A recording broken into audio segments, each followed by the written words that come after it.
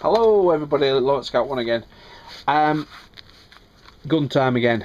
After I saw Dave Canterbury's video about some additions that he'd made to a Harrington and Richardson shotgun, I thought, oh, that was an interesting video. Now Dave has modified his 12 bore.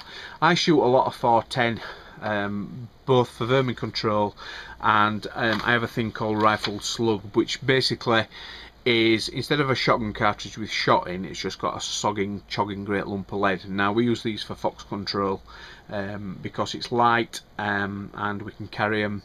And you know, you're not having to carry a rifle. You can stop a fox, 20 yard.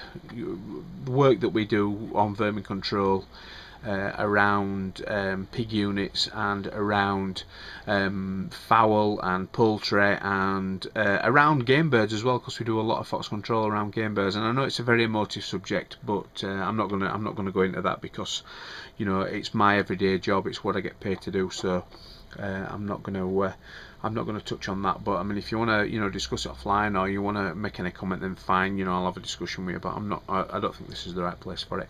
So Harrington and Richardson, or they call them New England shotguns in America. You can buy these in Walmart or what's called Asda, now that Asda's part of the Walmart family. This is a 410, just a break barrel shotgun. Takes a 3-inch 410 cartridge. We'll take the 2.5 inch and also take the little micro 2-inch cartridges, which is what my 10-year-old's learning to shoot. But the thing with it did have when it came out of the factory, it had just a run-of-the-mill beechwood stock on it.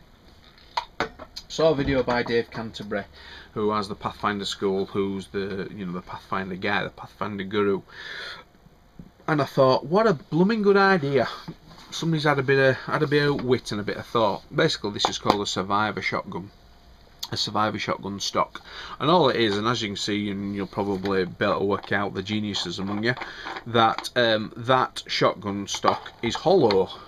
It's got a hollow compartment in it, so it was easy to swap out. 15mm socket, took the bolt out, supplied with a new bolt, straight into the back of the action. Great. That will hold a lot of kit. I've only tried putting fire kit in it and some fishing kit and some extra cartridges and one thing or another, but in these days where everybody's preparing for the inevitable, preparing for whatever, the catastrophe that's going to end the world, the day of days, zombie apocalypse, vampire apocalypse, blah blah blah, and that's another thing I'm not getting into, because if it happens, it happens. I've got enough guns in my house to keep us all safe. Well, to keep me and my family safe, put it that way. So, but survivor shotgun, I thought it was a good idea, especially if you're going off on a trip. You can get plenty of kit in the stock, but the forend, which is this bit, also comes off as well, and this is called a storage forend. Now that's got a nylon steel nut that you just have there, and then it just pops off. Oops. And then it's got some storage compartments in there which you can move up and down. So ideal for lighters, ideal for some extra cartridges. I suppose you could store food in there, fishing kit, stuff that you're not going to need regularly. I mean, I won't start putting cartridges in there because if they're next to the barrel and you're doing a few shots, then it's going to warm up. Then and B, it don't want to be stuff that you need in a hurry, because you're gonna have to take the gun down to use it. But I thought, when I first saw it, I thought, what a cracking idea. And that was $17, which is what, about 12 quid. Well, I don't know. It's for note, really. It's a decent modification. I mean, I like the Harrington and Richardson. It's a good gun. But it just needs something like that, just a bit of something different to make it different, to make it a bit special. And I don't know about you guys, but I'm sick and tired of having it same as everybody else. I don't want the same kit that everybody's got. You know, I'm having a knife made at the moment by somebody who you all probably know, but I'm not gonna mention it until it comes out because you're all gonna want one. But I'm having mine made different to everybody else. I don't want to say no wrong with you know, having you know what everybody's got and making it your own. I just want something a bit different. So that to me is a bit different. That I've happily shot. We went pigeon shooting, my little man and I, and just put a box of cartridges in the jacket and just went for a mooch about. And you know, we shot half a dozen and we had enough for a meat, you know, for a nice warm salad when we came home. So you know, the stock was $34 and the forend I think $17, and then postage. I think it worked out about $70, you know, with postage and taxes and one thing and another, and it just came straight to the door. I didn't have to mess about going to Leeds to pick it up from the you know, the worldwide postage place. What Dave did do in his video, actually, he puts a thing called a true glow, which is basically it's a coloured element that basically clips on the barrel there, which gives you a bit better sight picture. But I mean, you know, my eyes aren't fantastic, but yeah, I'm alright with that. I might just put a blob of Tipex or something on there just to make the sight pin a bit better. But I think, well, I mean, it depends where you're at with guns. If you don't like them or don't bother with them, then it won't matter anything to you. But I really like it. It makes it look a bit more tactical. But again, striving for that thing that not everybody's got. You know, don't want to be different, but I just want to have a bit of something different that, you know, that not everybody's got. So I don't know, I suppose that's what makes us all individual. But yeah, nice thing. Harrington and Richardson shotguns are available. They're not very expensive. This 410 I think was about 60 quid from my local gun store. The 12 bore one I do know is a bit more versatile and has got a longer barrel. I think this has only got quite a short barrel, but I bought it for the little man really, so that he could learn how to shoot.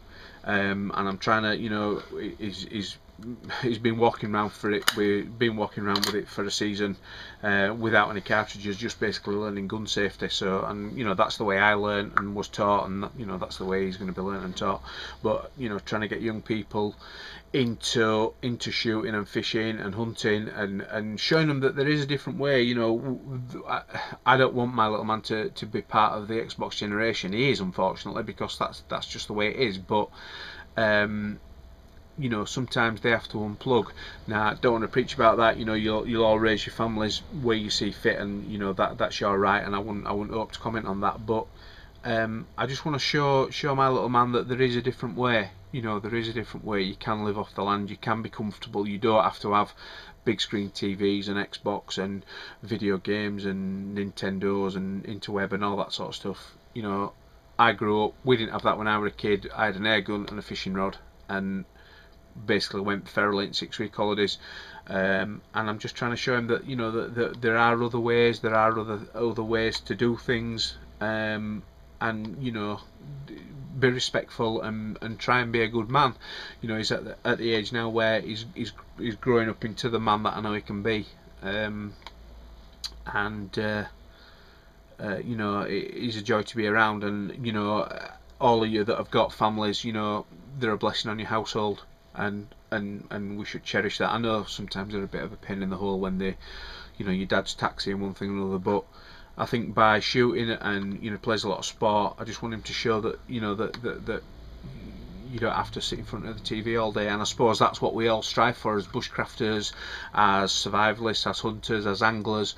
We want to be out there and want to enjoy, you know, the freedom of being outdoors. One conversation I have had with him actually over the past few weeks is about conflict and about war. Now, whatever your thoughts are about our lads and lasses in different parts of the world fighting and losing their lives, unfortunately, which is a very sad thing. What I've tried to say to him and tried to instill into him, that our lads and lasses are fighting in foreign fields for the freedoms that we all enjoy, and for the freedoms that he enjoys, so he can say what he wants and wear t-shirts with slogans on and one thing or another. If not, then we'd be living in a different regime. So whatever your thoughts are on war and stuff, it is stupid, and we as a country get dragged into it because we want kids in playground that's going to get dragged into the fight. So yeah, don't want to be preachy to anybody, but sometimes I think we forget, or I definitely forget, why our lads and lasses are abroad fighting. They're fighting for the freedoms that we enjoy and that I enjoy, and the freedom of being able to walk out in the countryside and sleep out and eat and take from the wild larder.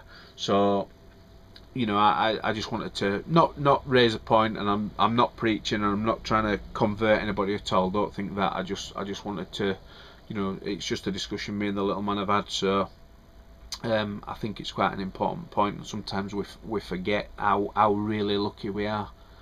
So anyway, sermon over. I hope you're all having a nice afternoon, and well, it's still raining here. I wish it had geared up raining and have a load to do. Anyway, you all have a nice evening, and if you have a drink, drink to our lads and lasses abroad, and let's hope they all come home safe. Alright, cheers guys, bye bye.